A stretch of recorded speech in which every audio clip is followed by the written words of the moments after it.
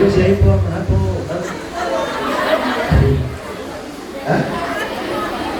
Hiyo wala sijawahi sikia kwa Wakristo, wala sikia huko kwa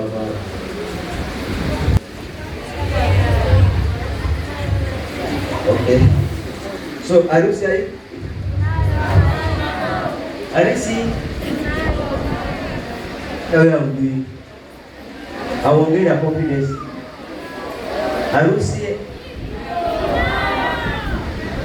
Harusi tunayo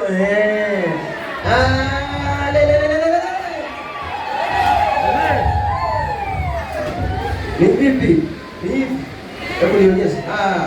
Hii mstari. Kumbe ni hivi. Haya. Harusi tunayo ama? Harusi tunayo ama tuna?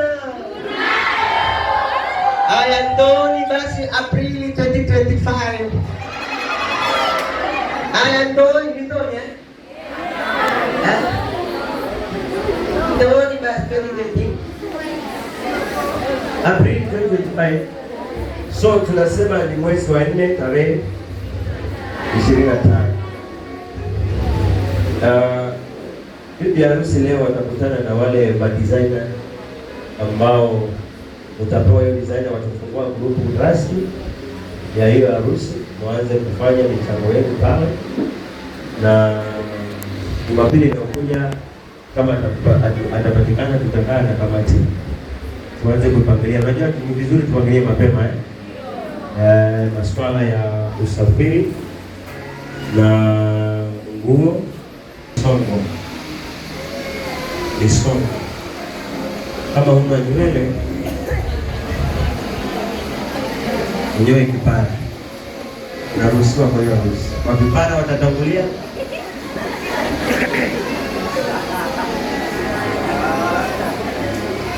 Sawa. So tunataka tuvae vizuri Haleluya. Sonesha nguo yako tamu. So wamama watakuwa na design yao, vijana watakuwa na design yao, na wazee watakuwa na design yao. Si ndio? Ndio maji, si ndio? Si ndio? Kwa hivyo vijana jipangeni tu. Mimi yenu najua ni suti. Usichoneshe hizi design zingine. Harusi ni suti. Sawa? Harusi ni suti ya heshima tena. Si suti ya material ya ground wala kuna ile base ile base. Satini ile ya kungara. Azile situletea hiyo siku.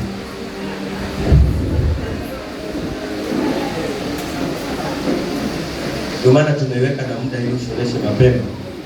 Usiweke apimishwe, uwekewe kufika hiyo siku. Utakuwa na katai kapo, alafu na kadude hapa kama hapa. Kwa kanakuwa kanamachisha na katai kazuri ama bontai ama kale kasimba uonekane vizuri, ndio. Alafu warembo wetu nao tuwaseti, si ndio? Ameka kale kamchungulia. Na wanja watatu usho wote hiyo siku.